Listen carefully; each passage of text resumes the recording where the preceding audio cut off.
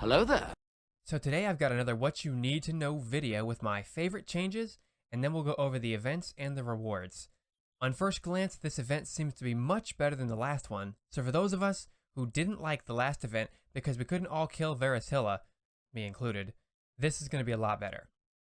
Content-wise, there aren't very many changes, but they did give explorers a weapon when reaching second job advancement, and then they're leveling explorers up to level 10 after skipping the tutorial. Nice to see. Small quality of life change, but it's really kind of wild how many times I'd go into a theme dungeon at level 30 with a level 10 weapon all the way till level 60. System change wise, NX prepaid and NX credit have officially merged. Welcome to the 21st century, Nexon. And then bug fixes, I looked through and I was actually kind of disappointed until I saw this.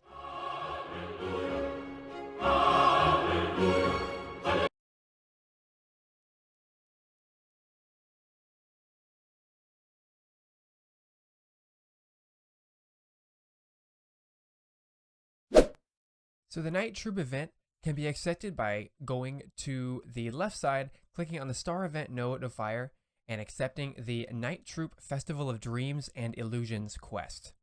Upon accepting the quest, you'll be automatically moved to the Night Troop venue map. Afterward, you'll accept the Night Troop Get Your Tickets Here quest in the Night Troop icon within the Star Event Notifier, or by talking to Spiegelman found in the Night Troop venue map. So overall, when you collect 100 troop points, that will convert to one troop coin. You can earn up to 300 troop coins daily per world. You can actually earn a little bit more in a separate event. We'll talk about that a little later. So the first part is the Festival Designer rank. You'll need to know this because this is going to affect the types of rewards you'll get from every other event. This portion of the event is like the Blooming Forest event from a couple of months ago where you killed stuff and then would collect a currency. Then that cumulative currency would allow you to level up a UI full of temporary stats along with the bonus reward. Of course, you can only get these levels after certain dates when they unlocked. So in this event, the levels are called Designer levels, and there are 5 levels. First 2 unlock on October 5th, and then the last 3 are October 12th, 19th, and 26th. You'll need 1800, 3600, 6600, and 9,000 troop coins for each level, and that's cumulative, so not all at one time, it's cumulative. Here's what the UI bonuses look like. And on top of those UI bonuses, there are different rewards when you level up. So, when you get to Junior Designer, you can get a Mega Character Burninator. This will allow you to burninate an existing character between level 10 and level 149 for 30 days, and this item cannot be used on 0 characters. At the Senior Designer level, you will gain access to the Troop Circus stage. When you attempt Star Force enhancements in the Troop Circus stage, the equipment, including Masteria Legacy accessories, are protected from destruction up to 15 stars, and this still excludes your superior ranked equipment. Star Force enhancement perks are only going to apply through the use of Star Force enhancement in the UI. The next level is the Veteran Designer, and you'll level up to receive a couple of different things. In the paid world, so Aurora, Bera, Elysium, Scania, etc., this is an equipment transfer. You can transfer a specific equipment item from a character to another one of your characters within the same world. So you can transfer Fafnir weapons, Absolab weapons, level 100 secondary weapon, although dual blade secondary weapons and the evolving secondary weapons are excluded, and gold emblems. But again, Zero's Eternal Time emblem is excluded. Angelic Buster, Kaiser, and Xenon emblems are also excluded. In the Reboot world, you'll get 10 Meister Cubes. Kind of a disappointment, but yeah, oh well. And then the last level, the Master Designer level, you will receive a mount transfer. So you can extract and transfer a mount skill already registered on a character to another one of your characters within the same world. You'll use the Mount Skill Transfer UI to extract and transfer the mount. You select a desired mount skill registered on the character, and then you confirm to extract the selected mount skill. You'll also receive a Rien Troop title. The next part of this event is going to be the Festival Decorating. In this part of the event, you can arrange various festival booths using troop coins to earn special skill bonuses. These bonuses focus on 3 sections: experience, damage, and arcane symbols. The festival booths have different troop coin and festival designer rank requirements, so you're not going to be able to unlock everything all at once. And then the arcane daily quests that are affected by these skills consist of everything from Vanishing Journey to Esfera and the Arcane Express Pass. It does not include the extra minigames that you can play to add extra symbols. This is shared between characters in the same world. On screen, you'll see pictures that outline the bonuses you can get for each one, and take a moment here to read through these since there's a lot to digest here, and reading through them would take what feels like 10 minutes. I personally am going to be going for the souvenir shop since my current goal is to work on getting my arcane symbols maxed. The next section is called the Night Troop Main Attraction. For this part of the event, you'll select between two different attractions, so the Ride attraction or the Human Cannonball attraction. Once you've made this selection, it can't be changed until the given week ends. Your perks earned in these attractions again are going to depend on your festival design rank. So starting with the Ride attraction, this section requires you to kill enemies within your level to fill up a gauge. This gauge, called the Courage gauge, fills up, and then a Ride attraction effect is activated when it's full that attacks nearby monsters. You're going to receive experience based on your character's level immediately, and afterward, an experience booster effect will be activated for a short duration. So again, similar to the Blooming Forest event if you remember playing that. During this time, you'll receive experience buff perks based on your festival design rank for a short duration. There are a total of 4 different booster effect stages, and as you level up your festival design rank, you'll unlock additional stages that can be activated. The experience buff from the booster effect will stack with other similar experience buffs, which is awesome. And defeating monsters near your level while the experience booster effect is active, it will not fill up the courage gauge, so you gotta wait for it all to end and then you basically reset. The Ride attraction skill will be deactivated once you've used the max number of daily activations, and the max number of daily activations is limited to 50 times per world, which is also really nice because a lot of past events would stop this at 10 when you really could use that a lot more than that. The second attraction, the Human Cannonball attraction, is more focused on drops and items rather than experience. You follow a similar path, filling up a gauge, but then when it's filled up, enemies will drop various enhancement items. These are not items for crafting, but instead are items like symbols, node stones, cubes, flames, spell traces, etc. And what you get will depend on the area you're in. These areas are delineated into 3 groups: Arcane River, Grandis, and when it says Grandis, it means Cernium and Hotel Arcus, not Pantheon, and then all other areas. And the last note on this, you're going to be receiving parts of the item rather than a big item all at once. For example, you'll be able to get unfinished Arcane River orbs, and by using 4 of those will allow you to select 1 arcane symbol from any of the symbols from Vanishing Journey to Esfera. The same logic applies to all the other items as well, but the numbers vary. This can be activated 30 times per world, and the activation resets every day. And again, the activations are shared per world. Of course, I wouldn't be doing my duty if I didn't show you the rewards based on each area and level, so here's a couple of pictures to take a look at those. I apologize if they're kind of small. The reward list was really massive, so I had to zoom out to actually get it all on one page.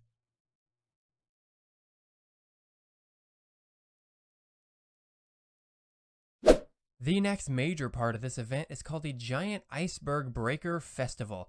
This is available today, October 5th, right after maintenance. So what you'll do in this event is gather the ice from the giant iceberg in the outskirts of Rien and build an igloo. You can enter by talking to Architect Alveola, found at the Night Troop Festival venue.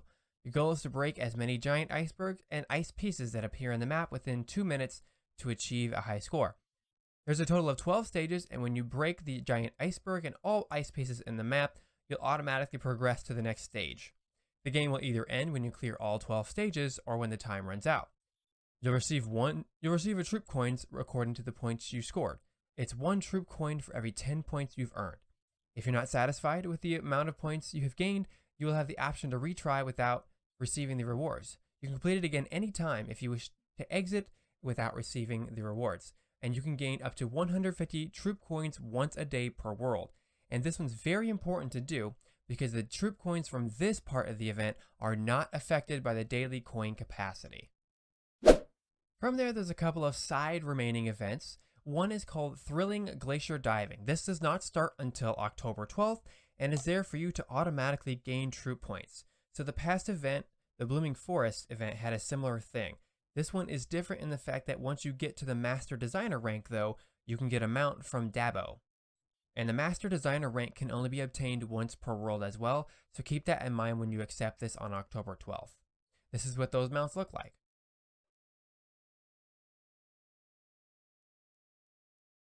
Next is the Sponsor the Festival with Barbara event. So once you've reached the designer rank, you can actually sponsor, so to speak, 2 virtual fundraisers that grant you perks. One of them costs 200 million mesos, and one costs 4,000 maple points. So the Maple fundraiser, the Meso fundraiser increases your experience by 50% for all characters in the Night Troop venue for 30 minutes. The experience buff from the booster effect will stack with other similar experience buffs. There is no participation limit, however each character can receive the experience perk up to 2 times per day. The existing experience perk will not be renewed even when another atmospheric effect is activated. The 4,000 Maple Point Baby Animal sponsorship provides 300 troop coins. That's really nice. However, only those that have fewer cumulative troop coins than the total coins obtainable the previous day can participate. This excludes the amount obtained from the giant Iceberg Breaker Festival event. So for example, if you own a cumulative of 600 troop coins and the total coins obtainable the previous day was 1,200, you can partake in the sponsorship 2 times to make up the difference. Here's a side note though, if the difference between the amount of troop coins you own and the total coins obtainable the previous day is fewer than 300, you're only going to receive the difference. Since it counts the cumulative and total amount of coins, the use of coins will not affect the availability. So, short version of that is that this is a way to catch up on any missed troop coins. Very similar to the Fairy Bros giveaway where you can spend Maple points to catch up on your stamps. One of the next remaining events is called Round We Go Bumper Car. This does not unlock until October 19th at midnight. This is a 3v3 PvP minigame that provides a couple of rewards. So there are 3 types of rewards you can attain. Every time the opposing team is pushed aside, all team members get a guaranteed 1 additional extreme growth potion effect. When all of your team members survive and you win by 3-0, all team members will receive 1 additional extreme growth potion effect. So there's a participation reward, an additional reward, and a cumulative participation reward. So for this event, you get a extreme growth potion for the participation reward. For the additional reward, you can receive additional growth potions up to 4 times max. And then the cumulative participation reward is earning 1,400 game points to receive a super bumper car chair. The participation and additional rewards can be obtained once a day per account, and the cumulative participation reward can be obtained once per world. Here's what that super bumper car chair looks like.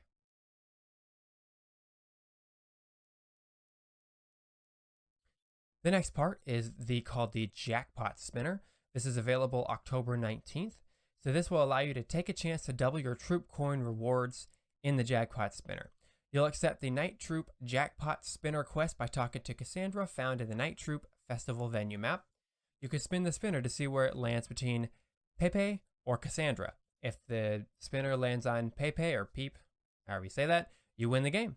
Upon winning the game, you'll accumulate troop coins. The troop coins can be doubled based on your consecutive wins up to 3 times. So it sounds like you can get a ton.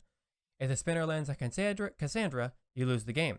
Upon losing the game, all of your accumulated troop coins will be lost. After you spin, you'll have to wait 30 minutes to use it again. The rewards can be obtained once per day per world, and you cannot spin again for the day after you claim the reward. If you have 3 or more cumulative losses in a day, Cassandra will give you 50 troop coins. Afterwards, you cannot spin again for the day. If you reach the coin capacity for the day, you can no longer obtain troop coins. Next is the Halloween Candy Party. This is available October 26th. This event is a secret for now, as you'll collect ingredients to make a candy. These ingredients, you get clues on what to collect instead of being directly told. There is also a listed hidden mission. You'll complete the hidden mission to select either the permanent Halloween Jack-o'-lantern mount coupon or permanent Halloween ghost mount coupon by November 1st. Getting the ingredient gives you a Halloween cat ears, and the hidden mission gives the jack-o'-lantern mounts. This is what they look like. The next remaining event is called Home Halloween Episode. On October 19th, this will unlock, and this event is all about your home and home furnishings. You'll accept the quest, complete the scenario, and of course there's not really any details on what it actually is at this point. It just says to complete the scenario. And then once that scenario quest is complete, you can accept the Home Halloween Home Party, holy cow, quest from the Star Event Notifier on the left side of the screen. In order to obtain the special Halloween-themed furnishings, you'll be given an option to send your caretaker shopping for them. You can select 3 different packs. It's called the Build Pack, which takes 16 hours, Large Halloween Furnishing Pack, which takes 10 hours, and Small Halloween Furnishing Pack, which takes 5 hours. After your caretaker goes shopping 10 times, you can accept the Home Halloween Home Party quest to receive a Halloween fondue fountain furnishing. That's a lot of F's.